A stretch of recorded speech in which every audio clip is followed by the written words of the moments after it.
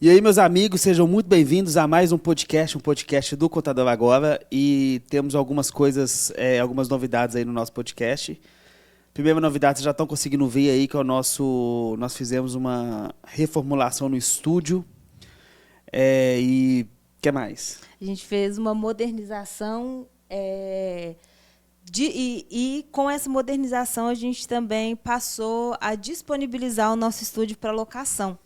Então, se você é contador aqui de BH, região, ou até de fora, mas quer produzir conteúdo aqui por perto, está super convidado, entre em contato com a gente, que todo esse espaço aqui está disponível para você produzir conteúdo também. Legal, vamos lá. Novamente aqui comigo a Vanessa. Vanessa, o nosso podcast hoje vai ser nós vamos colocar perguntas na mesa, não é isso? Como é que vai ser? A gente vai colocar algumas perguntas que as pessoas... Que os contadores costumam fazer aí no Google e a gente vai responder ela, certo? Exatamente, Almir. A gente, ao longo de 5 anos de estratégia de marketing, de ajudar no crescimento de várias empresas contábeis, a gente vem encontrando perguntas frequentes, né, que vários contadores têm feito, mandam para a gente diariamente. A gente fez uma junção de perguntas que nosso CS recebe, nosso departamento de vendas. Então, a gente vai bater um papo, explicar um pouquinho de cada um desses pontos aí, para ajudar aos nossos contadores a entenderem melhor o mundo do marketing. Beleza, vamos lá. E falando aí pro nosso querido editor, nós estamos com o editor hoje, Matheus, maravilhoso, lindão, e entende tudo de audiovisual. Matheus, um beijo para você, seja muito bem-vindo aí à nossa primeira gravação. Ele está com vergonha, vou ver se você põe uma fotinha dele aí no nesse podcast. Então vamos lá. Aqui fica preparado, porque ele vai mandar você colocar gráfico na tela, vai mandar você escrever, fazer... Vamos lá, Vanessa, primeira pergunta. Eu vou tentar ser rápido nas respostas, porque senão cada pergunta dessa poderia ser um podcast. Então eu vou tentar ser mais dinâmico aqui, você também. Vamos tentar ser menos prolixo aqui para ver se sai. Beleza, Almir. Então, para começar, como o marketing digital pode ajudar o meu negócio de contabilidade a crescer, Almir? Na verdade, sem um marketing digital, seu negócio não vai crescer. Uma empresa funciona de duas maneiras. De duas formas, gerando demanda e tendo uma equipe de vendas para vender essa demanda que gerou. Como que se pode gerar demanda? Você gera demanda através de indicação, através de boca a boca e através de marketing digital. A indicação, o único problema da indicação é que você não consegue ter ela de maneira previsível. Você pode até pedir para um cliente seu te indicar outros clientes, outros 5, outros 10, outros 20 clientes, só que é um trabalho muito passivo. Você tem que depender da boa vontade de outro, por mais que você faça campanhas ativas de indicação, você tem que esperar um cliente seu te indicar. Com o marketing digital, você consegue propagar a sua marca, o seu conteúdo, a sua forma de existir enquanto empresa para muitas e muitas pessoas. Então, por exemplo, vamos fazer uma diferenciação entre marketing digital e marketing tradicional, por exemplo. Se a gente fizer 1000 panfletos na gráfica, quanto que custa 1000 panfletos na gráfica para fazer para contabilidade? Vamos colocar uma média aí de R$700. Ok. A gente até quanto que ficou aqui o orçamento nosso de panfleto, que é para o pessoal quando chega aqui no estúdio? O nosso era de 2 dobras, mas era uma média de... Deu mais de R$2.000. Porque a gente tinha feito 2 modelos, mas era uma média de 890, 990, ok, alguma coisa assim. Então, olha só, R$800, 1000 panfletos. E você vai pagar uma pessoa no sinal para deixar esse panfleto nas empresas, no sinal, no seu bairro aí. Você vai pagar essa pessoa mais uns R$60, R$70, R$100 talvez. E pode ser que essa pessoa jogue isso no lixo. Então você gastou aí mais de R$1.000 de panfleto, de material gráfico e tudo mais a mão de obra da pessoa que vai entregar. E você não sabe para quem que ele entregou, se não entregou. E se entregou, quantas pessoas abriram, quantas se interessaram, quantas leram ou só amassaram e jogaram fora? Você não sabe. Se o contador pega hoje o celular dele, e pelo celular dele ele faz um vídeo explicando, olha, meu nome é João, sou contador e atuo, por exemplo, reduzindo impostos para empresas de cosméticos, por exemplo. Eu reduzo impostos nessa área, por exemplo. E faz esse vídeo. Contrata uma empresa de marketing, ou pode até fazer sozinho um anúncio, se ele quiser, ou contratar alguém para fazer, ou uma empresa para fazer. Com esses mesmos R$ 1.000, ele vai impactar pelo menos 20 mil pessoas, não impacta? Mais ou menos isso. Dependendo da região, mas é uma média disso. Então, assim, pelo mesmo valor, você consegue impactar 100 vezes mais pessoas do que no offline. Além do impacto ser muito maior, você consegue mensurar quem viu, quem não viu. E o Facebook, ou o Instagram, ou até o Google, ele vai te dar mais ou menos uma métrica da idade das pessoas, de quem que foi que viu. Você consegue fazer remarketing em cima dessas pessoas, você consegue fazer lookalike para essas pessoas, não consegue se fizer cadastro. Fora que o público é muito mais relevante, porque no sinal você vai entregar para quem é contador, para quem não é, para quem é estudante, para quem não sabe nem para que serve uma contabilidade. Nos anúncios, no digital, seja através de tráfego pago, orgânico, etc., você consegue segmentar exatamente quem é o público que você quer atingir. Então, você vai fazer um anúncio de Facebook, você segmenta idade, região de atuação, interesses.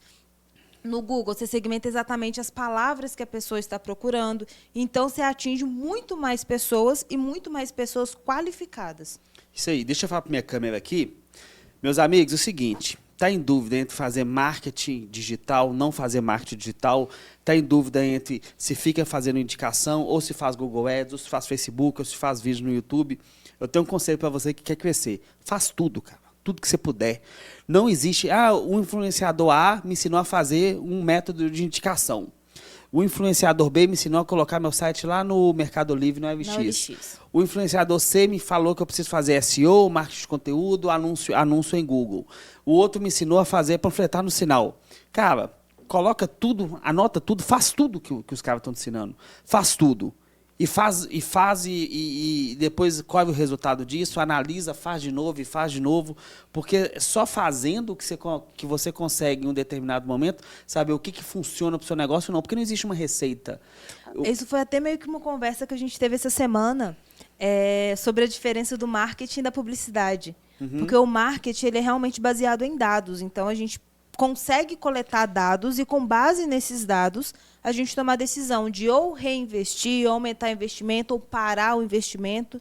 Então, você precisa ter métrica de tudo que você está fazendo. E, por exemplo, o Conradador fala uma coisa e que é uma grande verdade. Marketing é marketing. Não existe marketing digital, marketing de Facebook, marketing contábil, marketing de médico. Marketing é marketing. Marketing é a arte de você conseguir entender o mercado, entender seu produto, conseguir distribuir esse produto, distribuir a sua mensagem, o seu produto, analisar se vende ou se não vende. É basicamente isso. Se é no digital, por exemplo, não vou me alongar muito aqui não.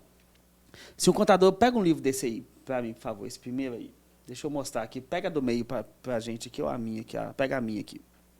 Esse livro aqui, O Príncipe, é o livro de Maquiavel, da editora Martin Claret, não sei, editora, sei lá qual que é a editora desse livro aqui. Um contador, se ele escrever um livro desse, ele vai ter 600, 700 pessoas que vão ler esse livro, a não ser que seja um grande best-seller. Se ele faz um e-book com as principais ideias dele de como reduzir tributos para tal segmento, de como gerenciar tal nicho de mercado, se ele fizer um e-book e propagar esse e-book através de tráfego pago, ele vai atingir 100 vezes mais pessoas do que fazer um livro físico. Então, um livro físico é bom? É, mas um livro digital, que é um e-book, ele é muito mais forte, muito mais potente. Se um contador, pode guardar, por favor. Se um contador, ele é um professor e ele dá aula, ele coloca numa sala de aula 50 alunos, 40 alunos. Se essa mesma aula for dada na internet através de um webinário, ele consegue atingir 5, 10, 20 mil pessoas. Então, 100 mil pessoas, dependendo do tanto de tráfego que você coloca. Então, é inegável a potência e o poder do marketing digital. A questão é, o contador já está preparado para esse mundo? Próxima pergunta. Baseado nisso que a gente está conversando, sobre o marketing, sobre essa parte, quais que são, Almi, as melhores estratégias de conteúdo para investir em marketing digital? Eu acho que a resposta na sua pergunta, a melhor estratégia de conteúdo é conteúdo. Por quê? O contador pode fazer tráfego direto, por exemplo, fazer um banner bonitinho, um folder, um cardzinho online, falando assim, a contabilidade em Brasília, abrimos sua empresa. Ele vai virar um panfleteiro de Facebook, um panfleteiro de stories de Instagram. A melhor maneira de você conseguir a atenção da persona que você quer é gerando conteúdo. Então as pessoas têm que parar, têm que ver o seu conteúdo, têm que ver qual bandeira você defende relacionada ao seu conteúdo e a partir daí começar a te seguir. Então, a melhor estratégia de conteúdo é gerar conteúdo todos os dias. E essa estratégia de conteúdo, com as múltiplas plataformas que existem, se diversificou esse tipo de conteúdo. Só que você precisa entender onde o seu cliente está. Se você é, por exemplo, uma contabilidade especializada em transportadora, o dono da transportadora, o seu cliente, está no TikTok? Ele vai te contactar através de um videozinho de dancinha no TikTok? Não vai. Agora, se você atende MEI, o MEI que é influencer digital, você vai conseguir captar ele panfletando na rua? Você precisa entender quem é o seu cliente, onde que ele está, para aí você conseguir produzir marketing de conteúdo específico para ele. E aí esse conteúdo pode ser em vídeo, pode ser em áudio, pode ser em texto, pode ser em conteúdo de redes sociais, mas você precisa produzir um conteúdo específico para quem é o seu potencial cliente. Então, é muito difícil a gente generalizar e falar assim, produz só conteúdo para o blog o resto da sua vida. Porque, às vezes, seu cliente não vai ler conteúdo no blog. Se você fizer um vídeo de 30 segundos falando consigo te ajudar a legalizar o seu negócio, você converte muito mais do que escrever um artigo de 5.000 palavras falando sobre o mesmo assunto. Perfeito. E com isso, Almir, a outra pergunta que a gente tem aqui é quais são as plataformas de mídias sociais mais efetivas, né? E aí, novamente, depende de quem é o seu cliente. Exatamente, depende de onde que seu cliente está, aonde que ele acessa. É o que você falou. Se você quer captar borracharia, açougue, esse cara não vai estar no LinkedIn. Mas se você quer captar médias empresas do ramo de tecnologia, ele vai estar no LinkedIn. Então, a melhor plataforma sempre será a plataforma que seu cliente utiliza. O seu potencial cliente utiliza. Exatamente. Muitas vezes chega alguns clientes para a gente aqui falando, eu quero atender uma transportadora de equipamentos hospitalares dentro da região X. Esse é um assunto tão específico, tão direto e de um público de empresas tão segmentadas que é muito difícil você conseguir chegar nesse potencial cliente através de um conteúdo de blog. Uma prospecção ativa, um anúncio direto, um cold call seriam estratégias mais efetivas para atender esse público. Então, realmente, depende de quem é o seu potencial cliente. Perfeito. Almir, a gente já falou de mídias sociais, de estratégias, de conteúdo. Vamos focar um pouquinho no site, na importância de um site para a contabilidade.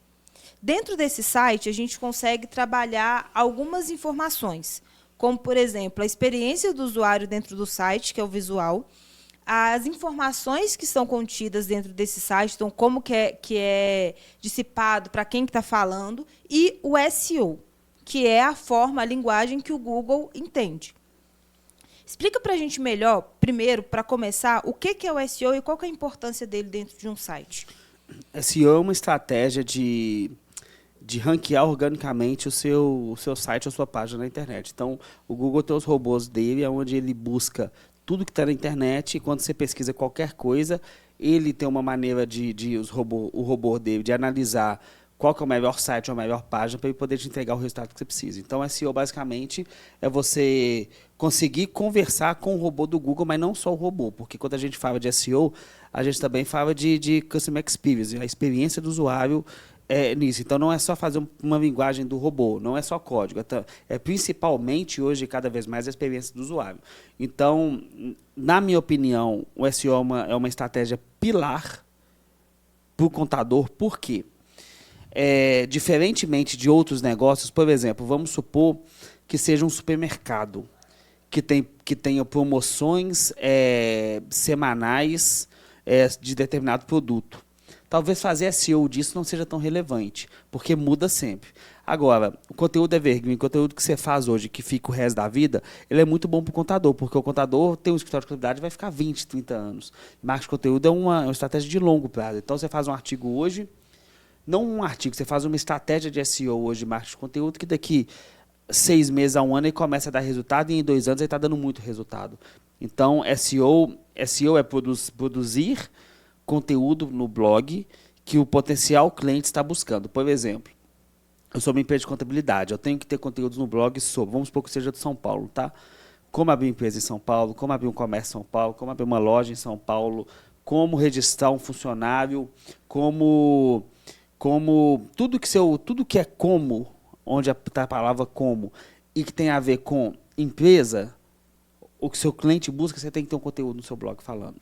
Aí você começa por essa produção de conteúdo, uma estratégia de SEO, mas esse SEO é muito mais profundo que isso. O SEO é basicamente a linguagem que o Google entende. Então, é como o Google vai interpretar as informações que estão dentro do seu site. Nesse caso, a gente pode, vocês, contadores do caso, podem criar estratégias de topo de funil, que são conteúdos para atrair pessoas para dentro do seu site, são conteúdos mais informativos.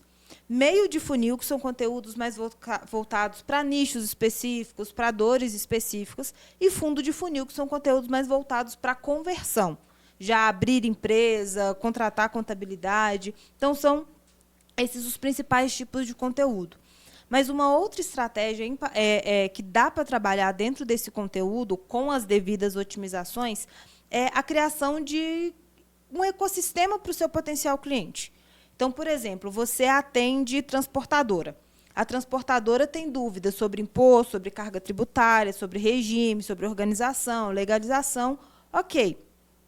Só que o dono dessa transportadora ele também tem dúvidas sobre como escolher os melhores veículos para a frota, como organizar a parte de departamento pessoal. Então, ele tem algumas outras dúvidas que não são necessariamente focada no serviço prestado. Mas quem acessa esse conteúdo é o seu potencial cliente. Então, você vai falar sobre dentista. Você é uma contabilidade especializada em dentistas. Ele tem dúvidas sobre emissão de nota, sobre legalização, só que ele também tem dúvidas sobre como vender melhor, como fidelizar o cliente, quanto tempo que o cliente pode ficar na sala de espera esperando atendimento. Então, tem vários outros assuntos que você atrai essa pessoa para dentro do seu site para criar essa autoridade para o público. Perfeito. A melhor maneira, talvez, do contador conseguir assimilar que tipo de conteúdo produzir é pensar o seguinte. Imagina uma empresa de alto luxo. A gente já deu esse exemplo aqui antes. Vamos colocar aí a Porsche, por exemplo. Quero vender um carro uma Porsche. Eu sou uma concessionária e quero vender uma Porsche. O cara que se interessa por Porsche, ele se interessa, por exemplo, também, talvez por viagem internacional, talvez se interesse por caneta Montblanc, talvez. Artigos de luxo, talvez. Então, por quê? Porque quando você define uma persona, por exemplo, um homem de 50 anos, blá, blá, blá, blá, blá, você define quanto que ele, mais ou menos, qual que é a classe financeira dele, se é casado, se é solteiro. Por quê? É muito diferente você produzir um conteúdo para um senhor de 60 anos do que para um cara de 22 anos que herdou uma Porsche do pai, por exemplo, que o pai deu de presente. Então, é diferente. Mesma coisa o contador. Então, como o contador faz? Ele pega um nicho, por exemplo, comércio. Tudo que tem para comércio ele tem que ter no blog dele. Aí começa a fazer sentido uma estratégia de conteúdo. E pensando em estratégias de conteúdo e site e ferramentas, né, de geração de leads, o que fazer para gerar lead qualificado em curto, médio e longo prazo, Almir? Eu quero vender. Não quero gerar autoridade, não quero ranquear no Google, eu quero gerar pedido de orçamento e venda. Vamos lá, como gerar leads qualificados para eu vender o meu serviço de contabilidade?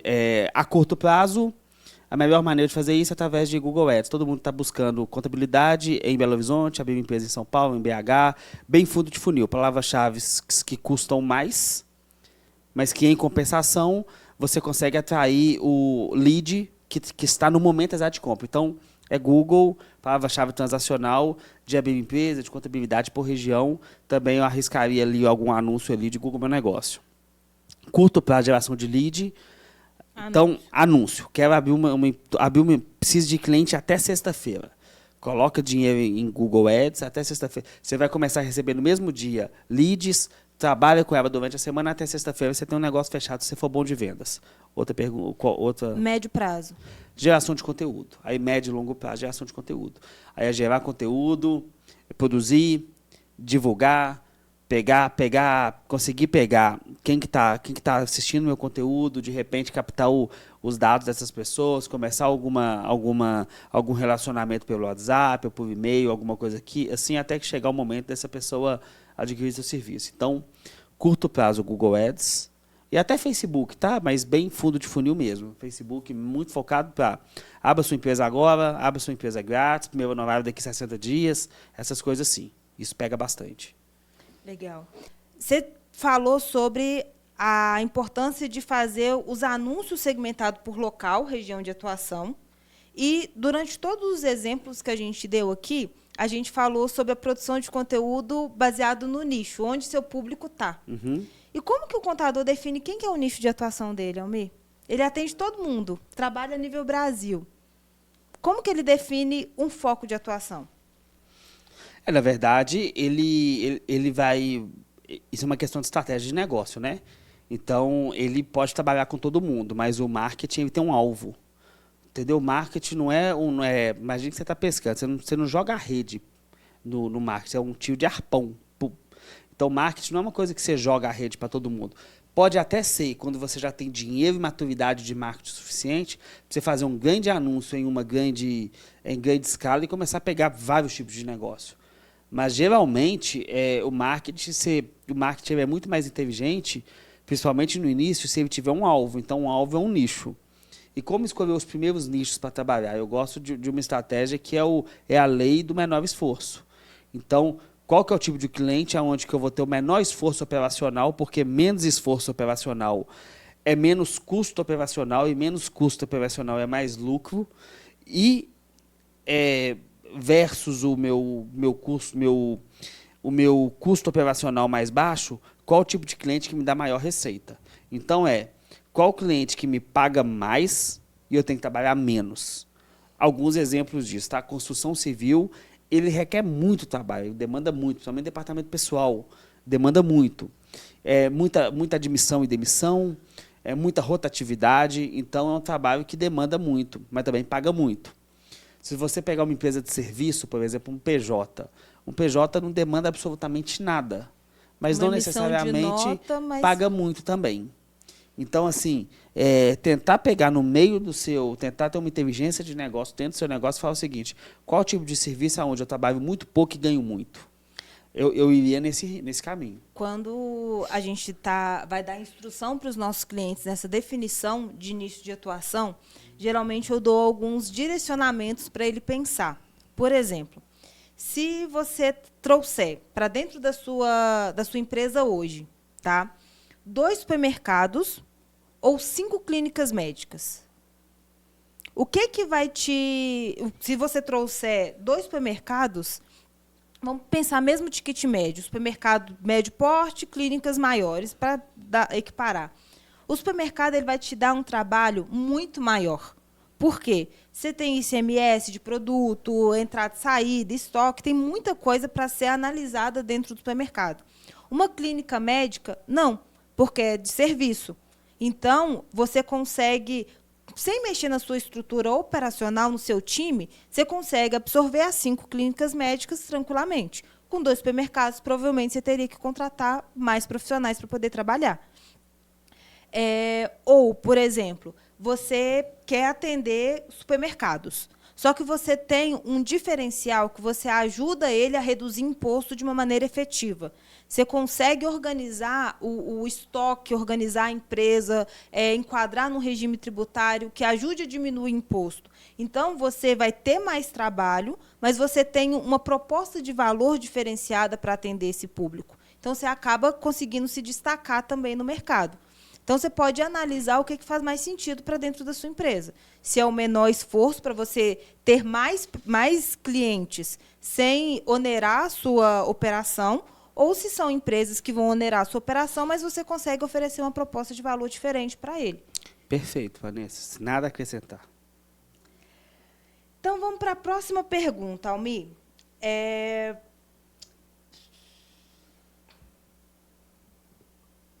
Quais são as principais métricas que a gente precisa analisar no marketing? Já que a gente falou que o diferencial do marketing é justamente os dados. Eu gosto de analisar poucas coisas, tá? Muito quem não analisa, quem analisa tudo, na verdade, não analisa nada, porque é muito número e pouca ação efetiva. Eu gosto de analisar duas coisas. O CAC, que é o custo de aquisição de clientes. Então, quanto que me custa esse cliente? A gente já falou isso nem sei quantas vezes, que cliente a gente compra, igual a gente compra um pastel na feira. Você compra o cliente.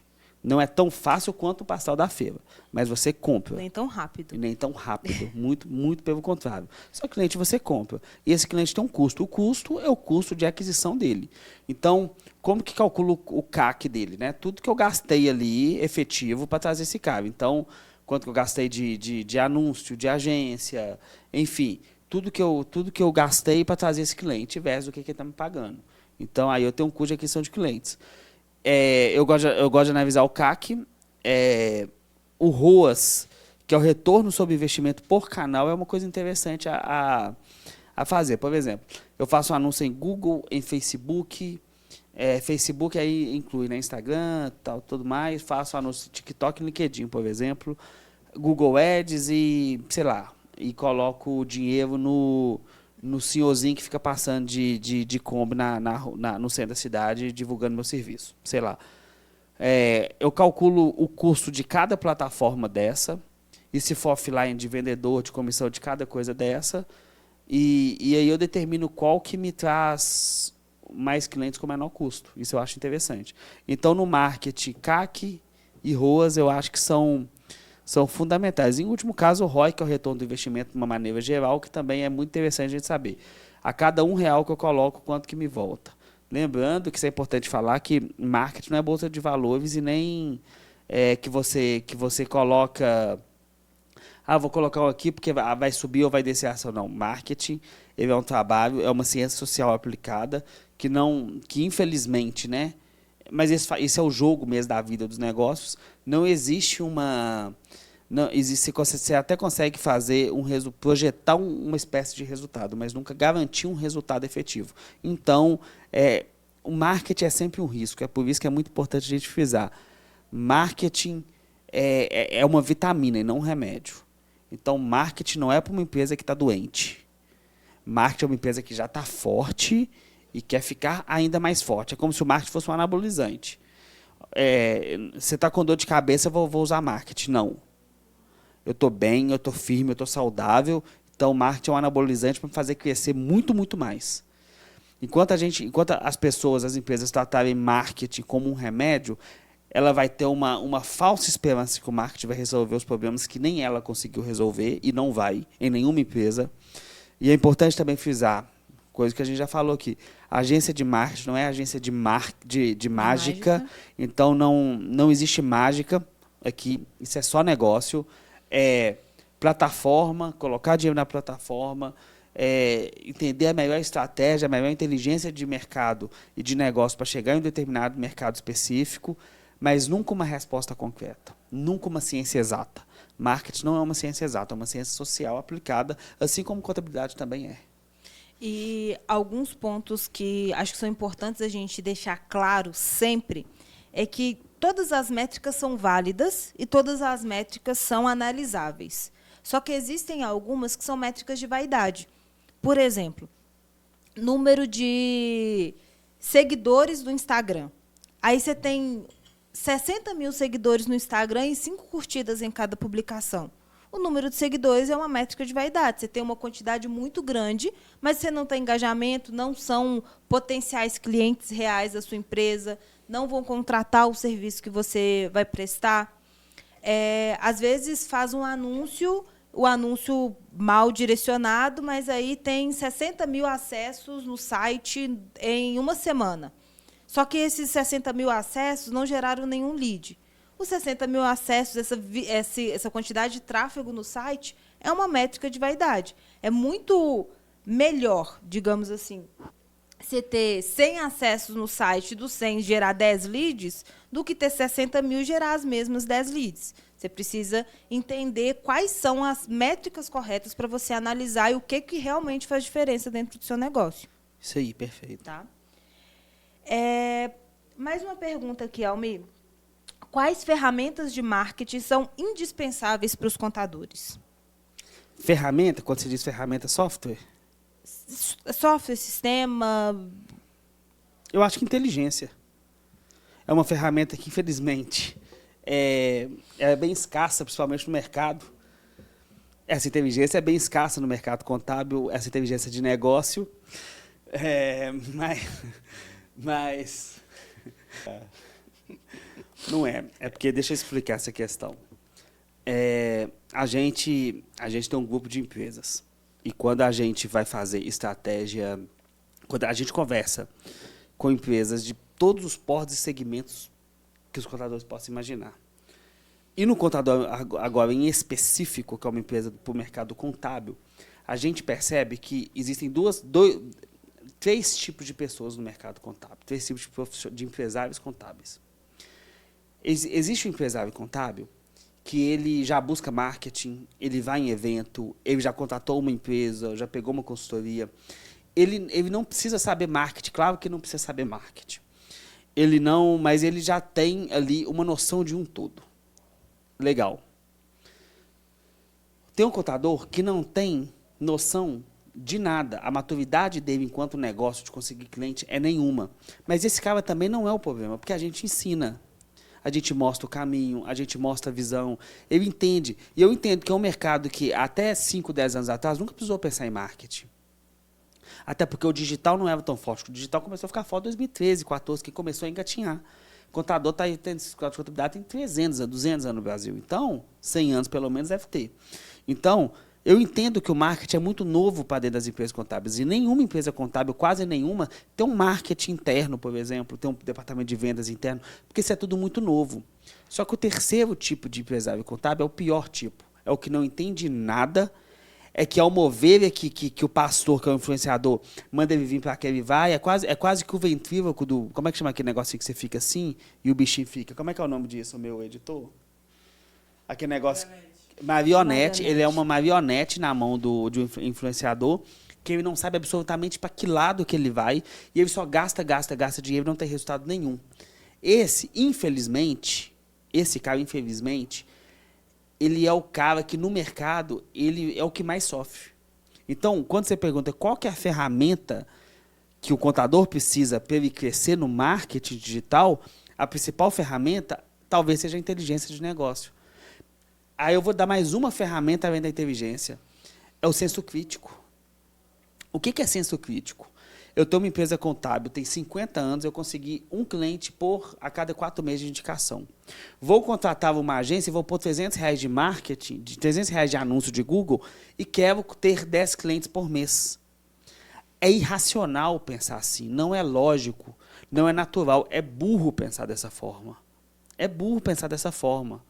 Então, duas ferramentas intelectuais que o contador precisa acrescentar na caixinha de ferramenta intelectual dele. Que a primeira é o discernimento. Ele precisa ter discernimento. Ele precisa perguntar, buscar outras fontes, sair do nicho de influenciador de contabilidade e buscar marketing no contexto geral. Começa a ver Ney Patel, o próprio Gary Vee que eu gosto, ver outras agências de marketing não focadas para contador, ver o que o mundo está falando, que não seja o influenciador dele ali, necessariamente. Nem o cara que só escuta a gente, não escuta só a gente, não escuta outras pessoas também, porque aí você começa a ter discernimento. Quando você começa a ter discernimento, você começa a colocar na sua caixinha de ferramentas empresariais ali algumas coisas que são interessantes. Aí você começa a fazer uma coisa que eu sempre falei. A gente começa a matar o sonho e criar uma realidade. Mas é difícil você matar esse sonho para algumas pessoas. Por exemplo, a gente teve um caso aqui Você vai lembrar desse caso. Esse caso não tem mais de 2 meses. De uma cliente que pagou a gente para criar um site para ela. Contratou. Aí depois que ela contratou o site, ela pediu para derrubar o site, porque um influenciador do mercado falou que o site tinha que ser um site vendedor. Aí criou uma landing page na RD Station para fazer anúncio. Ela até reclamou, porque falou, porque eu não entendo, porque eu queria um site, inclusive usou essa expressão, site vendedor. Não existe site vendedor. Quem usa a expressão site vendedor quer tomar o seu dinheiro, porque site nenhum é vendedor. Quem é vendedor é o ser humano. O site ele precisa corresponder à estratégia que você vai traçar. E aí é por isso que é importante você tirar, ter essa caixinha de ferramentas. Se você entender que você tem tempo para você investir, você vai fazer um site focado em SEO. Se você não tem tempo para investir, você vai investir dinheiro, você precisa de um site que seja focado em conversão, em geração de lead, já para anúncio. Aí entra uma landing page. Exato. Então, Mas não existe site vendedor. não, quem vende é a pessoa. Existe um site. Qual que é o foco do site? Gerar lead. É isso. Não, se é gerar lead, ok. Faz um site com um único botão de conversão para tudo, que é uma landing page, que é uma única ação para tudo. Se é um site mais institucional sobre home, quem somos, blá blá blá, é um outro tipo de site. Então, mas não existe site vendedor. Existe site. Qual que é o objetivo que você quer com o site? É você que tem que saber. Então, as duas ferramentas intelectuais que eu acho que o contador tem que ter é isso. E outras ferramentas que não intelectuais, mas ferramentas mesmo, que ele tem que ter, na minha opinião, Google Analytics para analisar tudo. Mas veja bem, Google Analytics você vai analisar o resultado. Nenhuma ferramenta vai fazer por ele. Não, você precisa fazer. Essas ferramentas são para analisar. Mas eu acho que de ferramentas que além dessas, que o contador precisa ter sempre em mãos, tá? O Google Analytics para mensurar os resultados, tráfego, origem de tráfego, páginas mais acessadas, como que está o desempenho de cada página. Às vezes, sua página está recebendo, novamente, 1000 acessos, mas cada acesso dura 3 segundos. Então, são estratégias que você precisa analisar. Um CRM, porque você precisa tanto mensurar a geração de lead, qualidade do lead, a origem desses leads, quanto acompanhar o processo de vendas também. Então, eu acho que essas duas são as principais ferramentas que um contador deve ter. Analisar o desempenho do site, redes sociais, anúncios, etc. E ter um para mensurar a qualidade e direcionamento dos leads também. Legal, isso aí.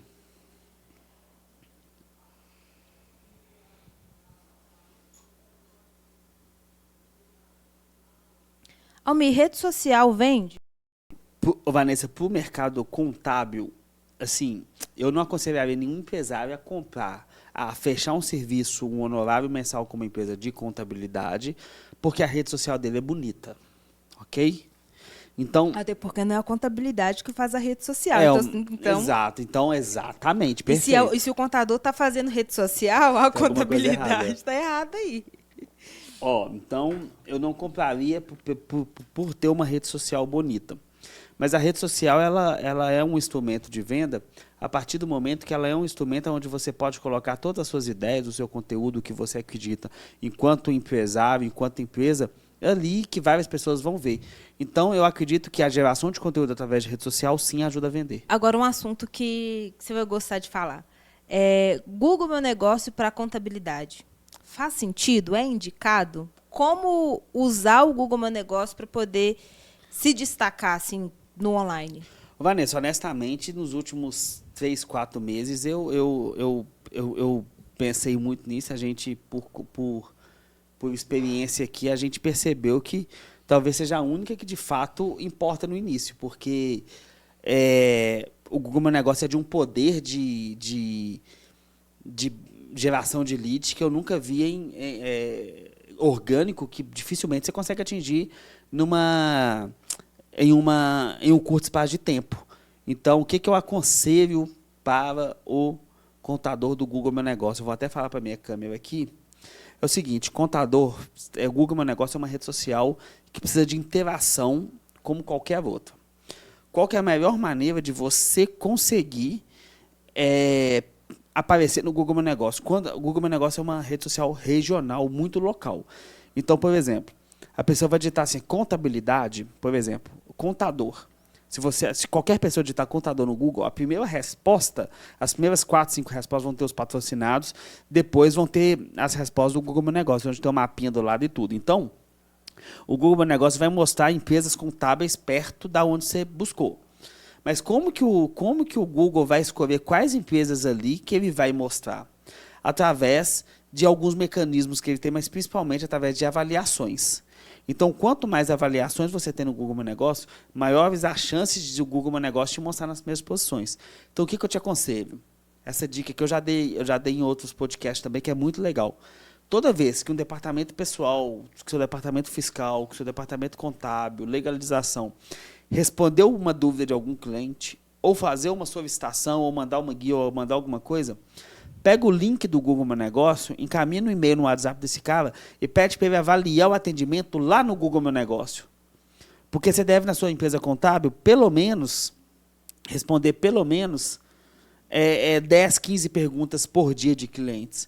Se todos os dias esses clientes avaliassem no Google Meu Negócio, em 6 meses você teria 5.000 avaliações. E provavelmente você seria uma empresa que ninguém bateria no Google Meu Negócio.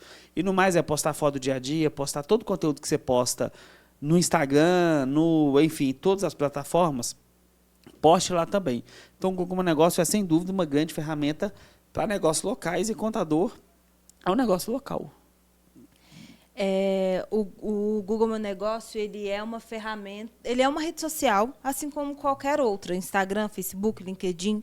Então, quanto mais você alimentar, atualizar, postar informações, mais o Google vai entender essa rede como relevante e vai entregar ela para mais pessoas, gerar mais resultado com ela também. E falando nessas ferramentas, a gente já falou sobre definir público, sobre criar autoridade com esse público, sobre criar estratégia de conteúdo, gerar lead curto, médio e longo prazo, ferramenta para mensurar resultado. A partir do momento que, beleza, chegou um lead para mim, chegou um contato, o que eu faço? Qual que é o primeiro, que já aconteceu essa pergunta aqui, chegou um pedido de orçamento no meu site, o que eu faço?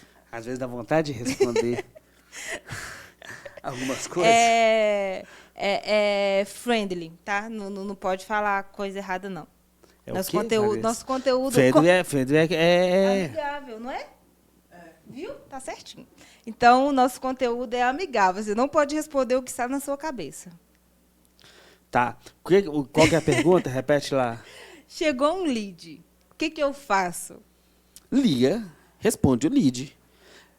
O lead te mandou uma mensagem. Pega o telefone, liga para esse cara imediatamente. O contador que não entender que precisa pegar o telefone e ligar para o cliente imediatamente, ele não vai conseguir nunca ter escritório de contabilidade que vende. De novo para minha câmera aqui. O que fazer quando você recebe um pedido de orçamento? Pega o telefone imediatamente e liga. Não é mandar e-mailzinho, não é mandar WhatsAppzinho, não é ficar com preguiça. Se você tiver vergonha, se a mão tremer para ligar, muda de profissão. Porque se você quer ter uma empresa, ou contrata alguém que sabe fazer também, legal, tá? Mas alguém tem que fazer. Então, chegou um pedido de orçamento, pega o telefone e liga. Somente assim você vai conseguir vender. O que os contadores fazem? Você que é contador e você faz isso, eu acho que não precisa nem estar aqui nesse negócio. Se você é contador, você recebe um pedido de orçamento, você manda um e-mail pro cara e manda a proposta em PDF, cara, você vai se fuder muito e não vai conseguir cliente e não vai conseguir crescer, os funcionários vão embora, vai perder para a concorrência e você está fadado ao fracasso. Por quê? Você não estruturou um processo de vendas. O que é estruturar um processo de vendas? Quando a lead chega, o que eu faço? Eu ligo.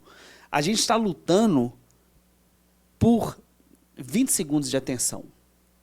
Então, o cara que deixou um orçamento para você, deixou um orçamento para você e para as outras 4 ou 5 empresas. O que ligar para ele primeiro e passar mais confiança, ele vai fechar. Então, se o contador ficar assim, não, vou mandar minha proposta porque meu escritório é grande, porque não sei o quê, beleza, não vai vender. Se seu objetivo se você está assistindo esse podcast, seu objetivo é conseguir mais clientes. Porque eu não ensino aqui nada que não seja sobre isso. Então, se você está me vendo querendo que eu ensino contabilidade, esquece que eu nem sei contabilidade. Então, eu sei fazer você vender serviços contábeis. Então, se você está assistindo aqui, é porque você quer aprender a vender serviços contábeis. Então, o que eu faço? Pego o telefone e liga para o cliente. É só isso. É só ligar pro cara e falar com o cara assim, fulano, o que você quer? Como é que eu posso te ajudar? Você quer vir na minha empresa conversar comigo? Eu faço isso, isso e aquilo. Ah, quanto que custa? Precisa entender a sua situação. Precisa entender, mas fica entre tanto e tanto. Quanto que você está disposto a investir? Conversa com o cara, desenrola com ele, chama ele para conversar e fecha o negócio.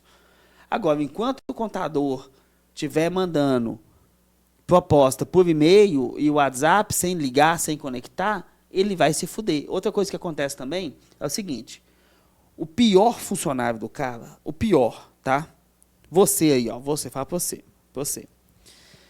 Se você que trabalha numa empresa de contabilidade, trabalha atendendo o telefone como secretária, pode ter certeza que o seu patrão te acha que você é a pior pessoa do escritório, que te põe para atender telefone. Você sabe por que é verdade?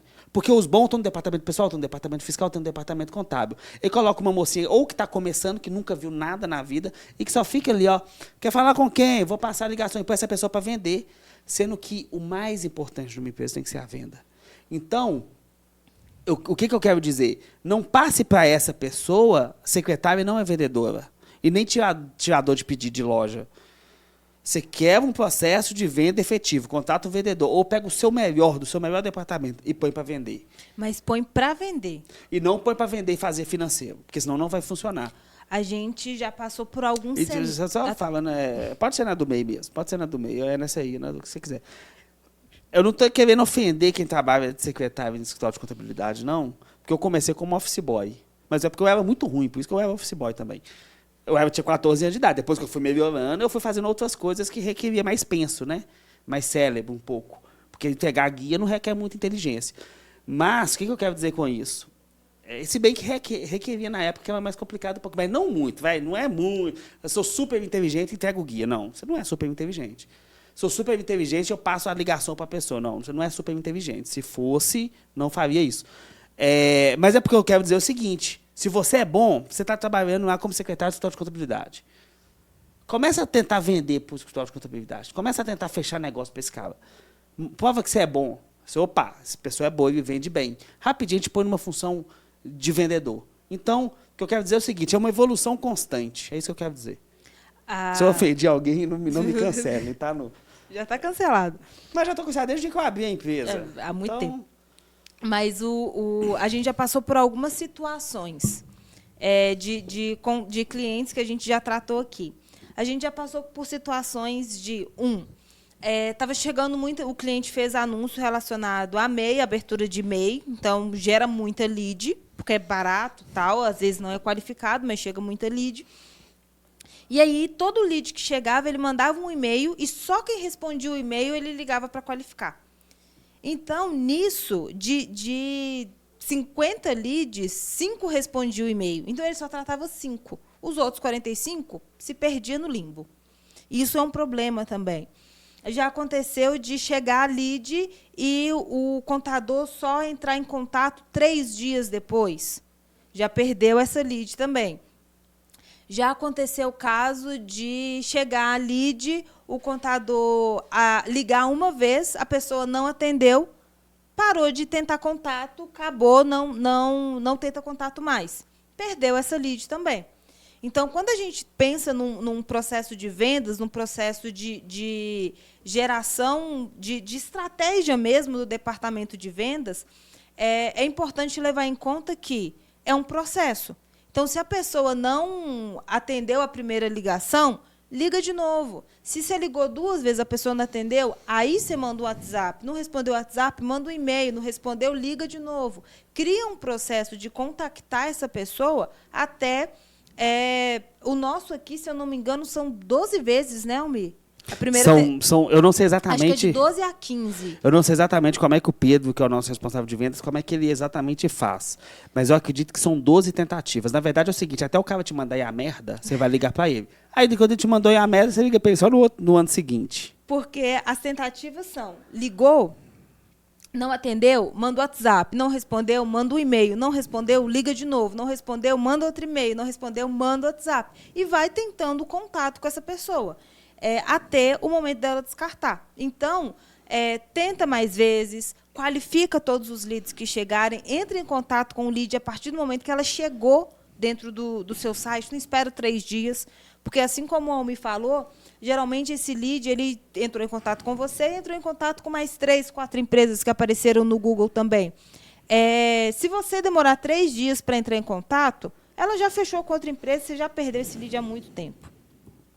E um outro ponto, só destacando aqui, sobre não falar o preço na ligação, na qualificação.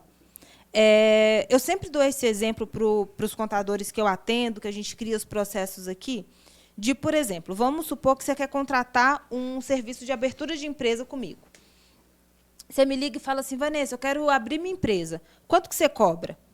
R$700. Beleza. Se a outra empresa cobrar R$ 699,90, ele vai fechar com a outra empresa, porque ele está indo por preço. Agora, se você levar essa pessoa para uma reunião e falar com ela assim, para abrir empresa, você precisa de uma análise de viabilidade, você precisa de um contrato social, você precisa de um registro na junta, você precisa de um SCPF para você ter um CNPJ, um SNPJ para você assinar seus documentos. Eu te entrego isso tudo, sua empresa aberta, estruturada. Você é quase contadora já, sabe tudo. Quase. Eu te entrego isso tudo por R$700. O serviço que você vai prestar não mudou, porque é o processo de abertura de empresa, mas você conseguiu mostrar diferencial e agregar valor. Então, ele não vai questionar seu preço, porque ele está vendo o valor do serviço que você presta. Então, por isso que esse processo de vendas é fundamental dentro de uma empresa. Precisa qualificar o lead, que chegou o lead, qualifiquem e entrem ele no processo de vendas aí. Pronto. E não deixa, e não coloca o processo de vendas na mão da secretária. Tem que ser seu camisa 10. Tem que ser o seu melhor o seu melhor. E isso é legal também falar. O que é o melhor? O que é o camisa 10? Não adianta ser o melhor tecnicamente e o cara não ter habilidade social. O bom vendedor é que tem excelente habilidade de comunicação e excelente habilidade social, que goste de conversar, de falar, de lidar com pessoas. Ele tem que entender um pouco de contabilidade para conseguir conversar com esse cara. Então, não adianta você pegar o seu camisa 10 do departamento contábil, mas que é uma topeirinha ali, não conversa com os outros direito, dá uma resposta. Você tem que pegar o mais aberto, o que mais se comunica bem, o mais aparecidinho do escritório. Sabe aquele cara mais aparecido? Que conversa, que tal, não sei o quê, o do tênis colorido? Pega esse cara. Porque, geralmente, esse cara vai ser bom vendedor. É igual na sala de aula, sabe? Eu só ficava no fundão. Eu sempre fui mais avacalhado, mas eu sempre fui mais comunicativo. E eu sempre vendi bem por ser mais comunicativo. A comunicação é uma habilidade que, a mim, fez muito bem na vida. Eu consegui prosperar muito através da minha boa comunicação. Mas não necessariamente eu era bom tecnicamente em absolutamente nada que eu fiz. Mas o meu poder de comunicação convence. E quando você consegue convencer as pessoas começam a te pagar para convencer as pessoas a fazer aquilo que elas querem. Então, o bom vendedor é aquele que sabe convencer as pessoas, que sabe se comunicar bem. Então, busque dentro da sua empresa quem é o mais comunicativo, quem que é o mais aberto. E uma coisa importante, para você ter uma boa gestão de vendas, um bom vendedor, uma equipe de vendas boa, você precisa abrir mão de parte desse honorário para esse vendedor. Vamos supor que você tem uma empresa e todo mundo na sua empresa ganha entre R$2.000 e R$4.000. Um exemplo, tá? Seu vendedor vai ganhar 8, 10. Mas será condicionado à venda. Mas seu vendedor sempre vai ser a estrela do time que vai ganhar mais. Porque você tem que proporcionar um ambiente onde você consegue trazer bons vendedores. Se você não proporcionar... A gente vê muito aqui, vou contratar um vendedor, vou pagar o vendedor R$1.200 por mês e vou dar ao vendedor metade de um primeiro honorário de R$300. Cara, você vai morrer de fome. Você não vai vender nada, nem você nem o vendedor. Vão morrer os dois de mão dada. Tem uma empresa contábil, vou pagar o cara um salário fixo padrão da minha empresa, não importa. Cada honorário que eu fecho é na base de R$1.200 e cada cliente que ele trouxer, eu pago ele R$3.000. Eu pago ele, um exemplo, tá? Há 3 mensalidades desse cara. Você vai ter os melhores vendedores do Brasil dentro da sua empresa trabalhando para vender igual louco, porque cada um por 10 vendas é R$10.000, que o cara é R$30.000 que o cara vai ter a cada 10 vendas. Então, esse o caminho, ter inteligência sabe a caixinha de ferramenta que o contador tem que ter da ferramenta intelectual? Tem que ter inteligência de pôr os números na mesa e fazer algo que, se ele não fosse o dono da empresa, ele trabalharia lá para ganhar comissão de venda. Aí ele consegue estruturar um processo de vendas bom para contratar um vendedor dele. Desse ponto, eu tenho 2 assuntos para poder... Antes de sentar nesses 2 assuntos, deixa eu só perguntar pro meu videomaker novo aí. Tá acompanhando? Tá tudo certo? Tudo na bênção? Então tá. Primeiro, sobre o vendedor. É muito mais fácil, senão os contadores me xingam aqui, mas é muito mais fácil ensinar a técnica para um bom comunicador do que ensinar comunicação para um bom técnico. Você pegar alguém que sabe falar, é eloquente, é tranquilo, sabe falar sobre diversos assuntos, ensinar contabilidade para ele, ou pelo menos os direcionamentos para ele, é muito mais fácil que você pegar alguém que é muito bom tecnicamente, sabe passar por todas as áreas da contabilidade, mas não sabe falar bem. Então, você tem que pensar bem nisso na hora de definir o vendedor. E o segundo ponto é que, a partir do momento que você monta um time de vendas, você não precisa só de um time de vendas, que vai ficar dentro de uma salinha fechada, só os vendedores vendendo e ganhando muito. Você precisa ter um time que tem uma mentalidade de vendas. A gente já teve casos de amigos nossos, pessoas que a gente conhece, que falavam assim... Cuidado, Vanessa. O que você vai falar? Não sei o que é. Que fala assim, não, nossa, eu consegui vender muito, trazer 5 clientes para dentro da empresa. Ok. Só que aí a pessoa do fiscal chega e fala assim, nossa, você trouxe mais trabalho para mim. Isso é um problema muito grave, porque o vendedor está lá se esforçando, trazendo mais clientes, trazendo mais faturamento para a empresa, mas o restante do seu time não está disposto a atender. Pelo contrário, ele acha que cada cliente que entrar é um problema a mais para ele resolver. Isso é um problema de cultura. As empresas... Isso podia ter falado? Não, isso podia. Ah, tá. Eu sei o exemplo exatamente de quem que você deu esse exemplo, mas eles não sabem. Isso é um problema de cultura das empresas. Você sabe por quê? Cultura fraca fazem empresas fracas. Cultura forte faz empresas fortes. Por quê? Desde o início que nós abrimos a empresa, lá há 5 anos atrás, a única coisa que a gente sempre brincou, a única coisa que importa é vender. O Sino foi o primeiro... Só para vocês terem uma ideia do que é cultura de uma empresa. Quando eu abri o Contador Agora, a primeira coisa que se faz quando você abre uma empresa, o que é? Um CNPJ, não sei o quê. Primeira coisa que eu fiz, vou fazer o Contador. A primeira coisa que eu fiz, quando eu decidi abrir uma empresa, eu não tinha nem site. Eu fiz um artigo para blog. E esse artigo até hoje está no blog. Isso demonstra o primeiro pilar da minha vida, que foi conteúdo. Na época, o YouTube, já tinha YouTube, claro, já tinha tudo isso, mas na época não era tão mais fácil igual é hoje, né? Hoje é fácil para mim, porque eu tenho dinheiro para comprar câmera, não sei o quê, montar estúdio, blá, blá, blá. Na época eu tinha um celular velho, não tinha condição de fazer conteúdo em vídeo. Um notebook que se ligava de 4 em 4 minutos. Essa história depois eu conto. Então, era muito pobre, fudido, não tinha condição de fazer vídeo. Mas tinha condição de escrever um artigo de blog. Nem tinha ferramentas para automatizar a produção de artigo, não tinha nada disso. Mas eu fiz um artigo para o blog. A segunda coisa que eu fiz, eu não tinha site, foi jogar no Google assim, ó, empresa de contabilidade em São Paulo. Pegava o nome da primeira empresa, pegava o telefone e ligava e falava assim, cara, meu nome é Almir, sou uma empresa de Belo Horizonte, de marketing. Você tem anúncio para Google? Eu vendi anúncio para Google só no início. Você sabia que se você fizer anúncio para Google, eu consigo fazer tal e tal coisa? Então, eu não tinha site, eu não tinha o CNPJ, eu não tinha nada. Eu tinha um artigo no blog sobre anúncio de Google Ads, Google AdWords, que chamava na época, para contadores, e eu comecei a ligar para os contadores, eu mesmo, que eu tinha que fazer. Só que eu ligava para o contador e meu cachorro latia. Eu tenho um bulldog inglês, tem ele até hoje. E ele começava a latir no meio do nada. Então, muitas vezes, eu tinha que desligar a ligação na cara do cara, esperar o cachorro acabar de latir, ligar para o cara e falar assim, ô fulano, me desculpa, a ligação caiu. Então, as 2 coisas que eu fiz na empresa, marketing de conteúdo e comecei a vender através de ligação. Eu só abri o CNPJ, eu lembro que quando eu fui fazer o certificado digital, o primeiro que eu fiz para a abertura da empresa, eu fiz porque eu já tinha vendido e um cliente pediu para emitir nota fiscal e eu não tinha nem empresa aberta. E a partir daí veio todo mundo, veio a empresa, veio um tanto de funcionário, veio um tanto de gente, a empresa ficou grande Mas foi o primeiro funcionário que você contratou? Foi um vendedor e está aí até hoje, o Pedro. Inclusive, enchendo o meu saco até hoje, não dá sossego. Então, mas está aí, foi o primeiro profissional que eu contratei foi o vendedor, foi bem lembrado.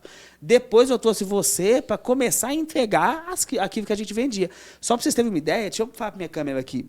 A gente vendia, eu não tinha ninguém para entregar. A Camila, que minha esposa hoje, era minha namorada na época, ela me lembrou. A gente, por acaso, a gente estava olhando uns negócios antigos no computador dela e ela viu uma logo que eu fiz para um cliente nosso. Eu não sei abrir um sistema de fazer logo, mas na época eu entrei num... como é que chama? Canva que chama? Entrei no Canva... Provavelmente não existia Canva na época, mas Canva. Era algo parecido. É um verdinho, não é? Não, o Canva é azul. Tinha um verdinho na época que eu construí uma logo para o cara no verdinho. Então, o que eu estou querendo dizer com isso? Antes de eu preocupar em ter uma boa entrega, antes de eu preocupar em ter um jurídico, um contábil, qualquer merda que fosse, eu procurei em fazer conteúdo e ter vendedor. Então, toda a cultura da minha empresa foi baseada em ter vendedores, bons vendedores, e ter um processo de venda. Por exemplo, você trabalha cuidando de todo o operacional do grupo, mas você vende quase todos os dias. E você gosta de vender, você bateu o sino hoje. Então, independente de quem trabalha e qual função seja, todo mundo pode pegar ex-funcionário, cliente, a nossa rede social. O que mais a gente tem é o sino batendo. Porque eu criei uma cultura baseada em vendas. Eu não criei uma cultura baseada em mais nada. Na verdade, é conteúdo e vendas, que duas coisas que a gente nunca deixou de fazer. É conteúdo e vendas. Mas vendas ainda vem em primeiro lugar para mim. Então, não adianta nada você contratar um vendedor, querer que o vendedor vende, mas ele não pode fazer barulho para não incomodar ninguém, mas ele não pode bater um sino porque não pode incomodar ninguém, e que quando bate o sino, o cara fecha a cara, que saca, agora vou ter que trabalhar mais. Se você não tiver toda a empresa nessa cultura viva e forte de vendas, você nunca vai conseguir, de fato, ter uma empresa forte e próspera em vendas. Então, vender é muito mais do que somente criar um processo ou contratar alguém. Vender, antes de tudo, é ter uma mentalidade de que eu preciso construir uma cultura baseada em vendas. Então, se você, meu amigo contador, minha amiga contadora, tem uma empresa contábil acima de 10 funcionários, fatura aí acima de 70 mil por mês e quer que eu, junto com a equipe de vendas, junto com a Vanessa, nossa diretora, estruture o seu processo de vendas, entre em contato conosco. Nós temos um programa, que é o nosso programa Prêmio aqui, né? Que é o nosso programa Prêmio, o nosso programa mais elitizado, vamos dizer assim, dos nossos produtos, que é a estruturação de processo comercial. E a gente estrutura todo o seu processo comercial e a gente começa a desenvolver essa cultura, essa educação em vendas dentro da sua empresa. A gente também tem alguns outros serviços prêmios, que é a estruturação de onboard, que é a estruturação de customer success, que é o sucesso do cliente. Então, nós temos alguns programas e os serviços também de marketing digital para empresas contábeis. Então, entre em contato com a gente, jabá feito. Próxima pergunta?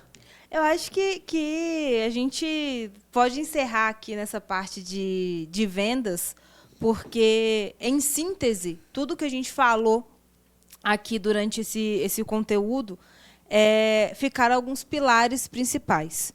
Primeiro, vai partir do final para o início. Primeiro, ter uma cultura focada em vendas, porque se o objetivo da sua empresa é crescer e é vender, você precisa ter um processo de venda estruturado. Você precisa gerar leads, você precisa gerar negócio, você precisa vender.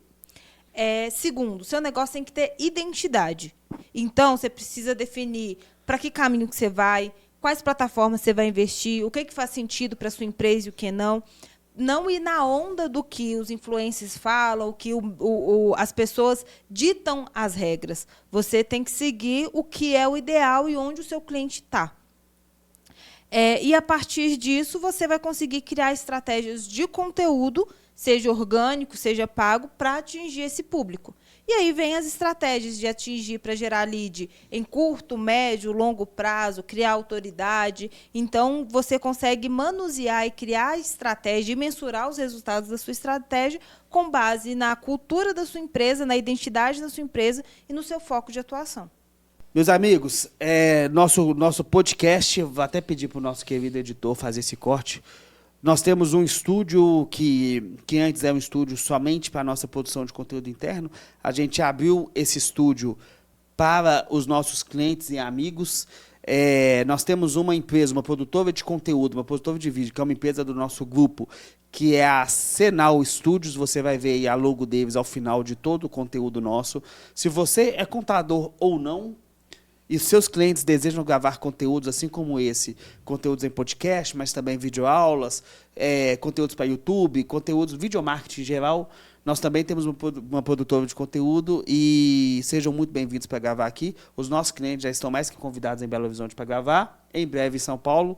Abriremos também em São Paulo um estúdio de gravação. Meus amigos, muito obrigado, meu novo editor de vídeo, meu videomaker maravilhoso, Mateusão. Muito obrigado, Vanessa, e até o próximo conteúdo. Obrigada, até o próximo conteúdo. Valeu!